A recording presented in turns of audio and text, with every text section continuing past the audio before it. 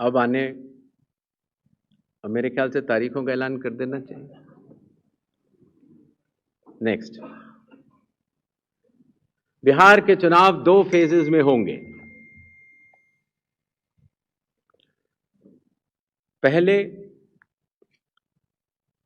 Phase के date gadget notification 10 तारीख को आएगा, दूसरे का 13 को। Last date of making nominations पहले फेज की 17 को होगी, दूसरे की 20 को।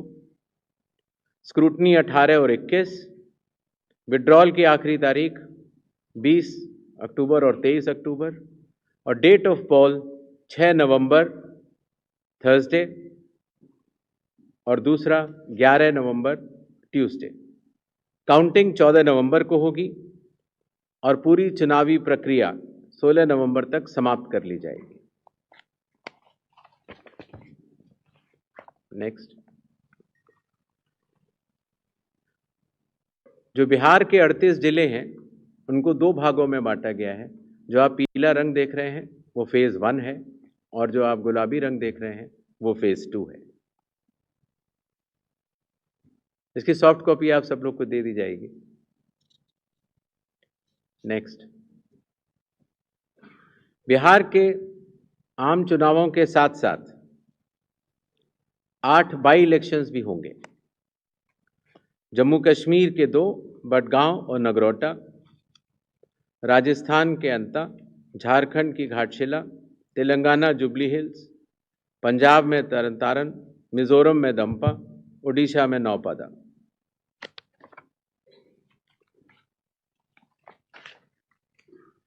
इनकी तारीखें भी अलग अलग कॉन्स्टिट्यूंसी के हिसाब से यहां पर दी गई हैं। डेट ऑफ पोल लेकिन सबका 11 तारीख ही होगा और काउंटिंग 14 नवंबर को होगी। इसके साथ कुछ चीजें हम जरूर बताना चाहेंगे। सबसे पहले मतदाताओं के नाम एक संदेश रहेगा, वो यह कि कृपया अपना नाम इलेक्टोरल रोल में जरूर चेक कर लें, क्योंकि अगर अभी भी छूट गया है तो नॉमिनेशन से 10 दिन पहले तक जोड़ा जा सकता है।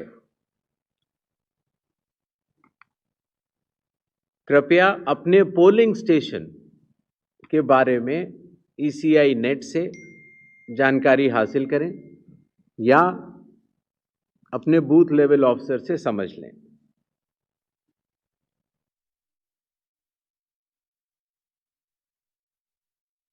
वोटिंग जब आप करते हैं, अगर बाई चांस किसी कारणवश अगर आप अपना वोटर कार्ड लाना भूल गए हैं तो 12 ऑल्टरनेटिव डॉक्यूमेंट्स होते हैं जिससे कि आप अपनी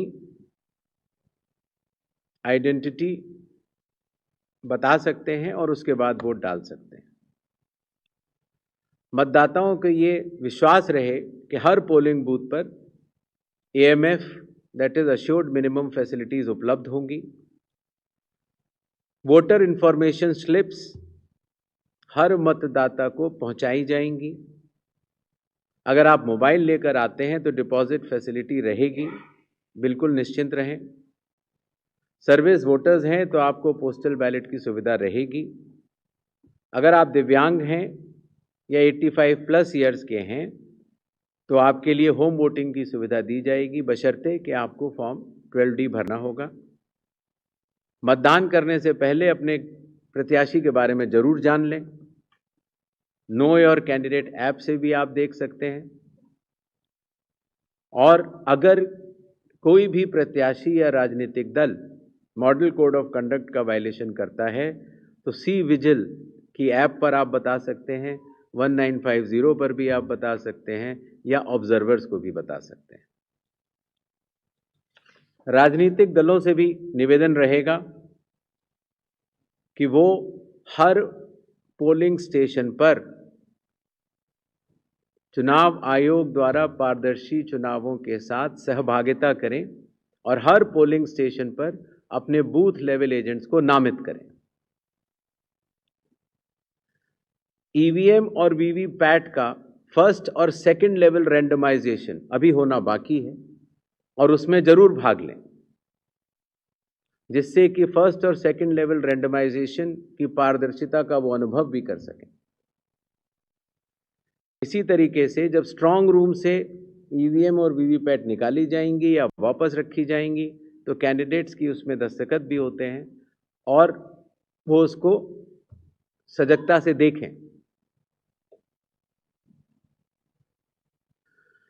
मतदान से पहले जो मॉक पोल होता है उसमें अपने पोलिंग एजेंट्स को जरूर देखने को बोलें। 90 मिनट लगभग पहले ये शुरू होता है, लगभग 50 वोट डाले जाते हैं नोटा सहित, जिससे कि ये स्पष्ट हो जाता है कि ईवीएम और वीवीपैट्स में जो भी बटन दबाए जा रहे हैं वही स्लिप गिर रही है और उसकी गणना भी की जाती है। राजनीतिक दलों से ये भी अनुरोध है कि वो जो पोलिंग एजेंट्स को नामित करें वो पोलिंग स्टेशन के अंदर ही रहें और मतदान केंद्र छोड़ने से पहले, मतदान पूर्ण जब हो जावे तो छोड़ने से पहले अपना फॉर्म 17C, जिसमें कि प्रिसाइडिंग ऑफिसर ये दस्तखत करके देते हैं कि ईवीएम में इतने वोट पड़े, लेकर जरूर जाएं।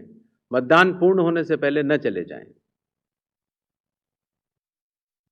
मॉडल कोड ऑफ कंडक्ट का सभी राजनीतिक पार्टियां और प्रत्याशी अनुपालन करेंगे, ऐसा चुनाव आयोग आशा करता है। और साथ ही साथ जब आखिर में जब काउंटिंग का समय आता है तो अपने काउंटिंग एजेंट्स को भी नामित करें और सजगता के साथ जो काउंटिंग हो रही है उसका भी अवलोकन करें। मीडिया से भी थोड़ा अनुरोध है। मीडिया पर्सन्स को अथॉरिटी लेटर्स दिए जाते हैं जिससे कि आप पोलिंग डे और काउंटिंग डे पर कवरेज कर सकते हैं। तो जो अथॉरिटी लेटर के साथ जो शर्तें हैं उनका अनुपालन अगर आप सहजता से करेंगे तो जनता को भी बता पाएंगे कि चुनाव की पूरी प्रक्रिया कैसी चल रही है और व्यवस्था बनी रहेगी। अगर आप पोलिंग बूथ पर जाते हैं और कुछ फोटो या खींचना चाहते हैं तो जैसा प्रिसाइडिंग ऑफिसर के जो भी निर्देश होंगे उनका आप लोग जरूर पालन करें। और आखिरी और सबसे महत्वपूर्ण,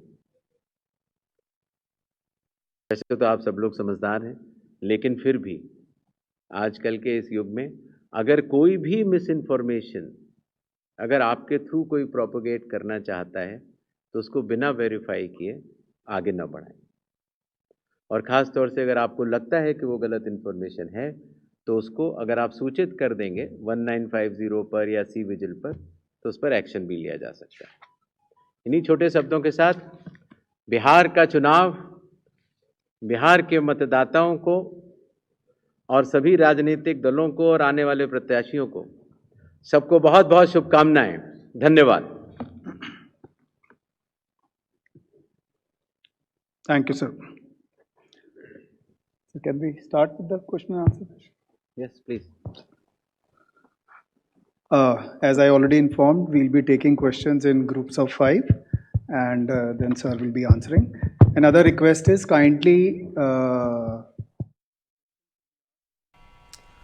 तो इस वक्त की बड़ी खबर आप देख रहे हैं कि इलेक्शन कमीशन का ये प्रेस कॉन्फ्रेंस था और बिहार में चुनाव का जो डंका है वो बज चुका है। पहले चरण में 122 सीटों पर चुनाव होगा और बड़ी बात यह है कि बिहार में 2 फेज में चुनाव कराए जाएंगे।